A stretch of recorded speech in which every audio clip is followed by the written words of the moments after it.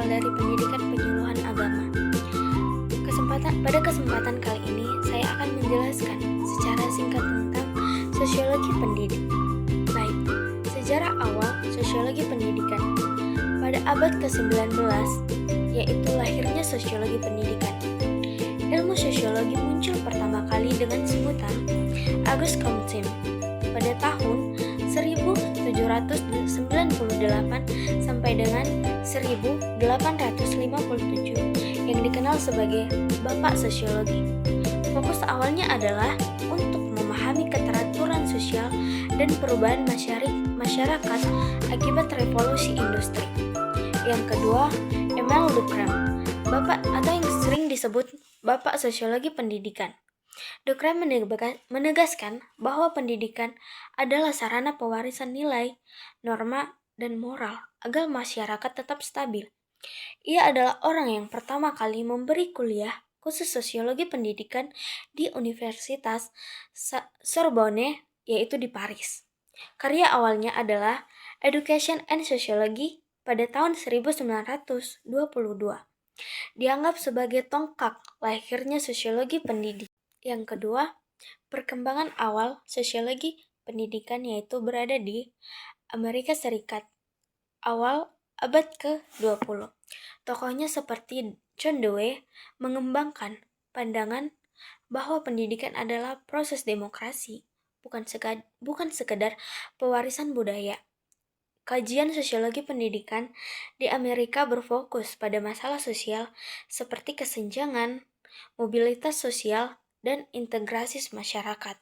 Dan yang ketiga adalah perkembangan kontemporer yang terjadi pada abad ke-20 hingga sekarang, yang dikembangkan dari Karl Marx, Max Weber, memperluas kajian sosiologi pendidikan dengan kritik terhadap ketidaksetaraan sosial. Pendidikan tidak hanya dilihat sebagai alat integrasi, tetapi juga sebagai arena konflik sosial dan reproduksi budaya.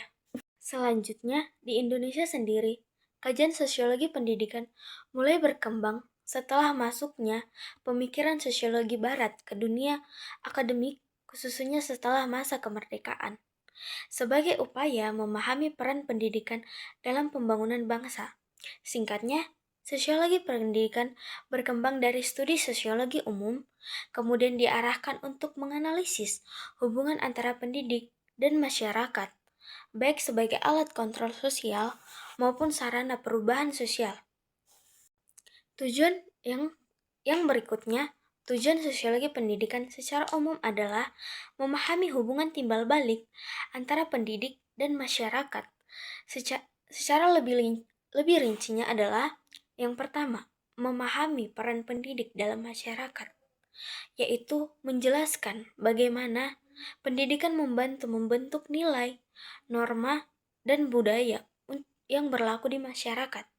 Yang kedua, menganalisis fungsi pendidikan, yaitu melihat pendidikan sebagai alat pewaris budaya, kontrol sosial, serta sarana mobilitas dan perubahan sosial. Yang ketiga, menjelaskan hubungan sosial dalam dunia pendidikan, yaitu mempelajari interaksi antara guru, siswa, orang tua, serta lembaga pendidikan dengan lingkungannya. Yang keempat, mencakup atau mengungkap masalah sosial dalam pendidikan, yaitu mengkaji ketidakadilan, kesenjangan pendidikan, diskriminasi, atau hubungan sosial yang memengaruhi akses dan mutu pendidikan. Yang kelima, memberikan dasar bagi perbaikan sistem pendidikan, yaitu menyediakan landasan ilmiah untuk menyusun kebijaksanaan dan praktik pendidikan yang lebih adil, relevan, dan sesuai dengan kebutuhan masyarakat. Singkatnya adalah, tujuan utama sosiologi pendidikan adalah menganalisis bagaimana pendidikan mempengaruhi masyarakat dan bagaimana masyarakat membentuk pendidikan itu sendiri. Selanjutnya, kita akan memasuki peran penting sosiologi pendidikan dalam masyarakat.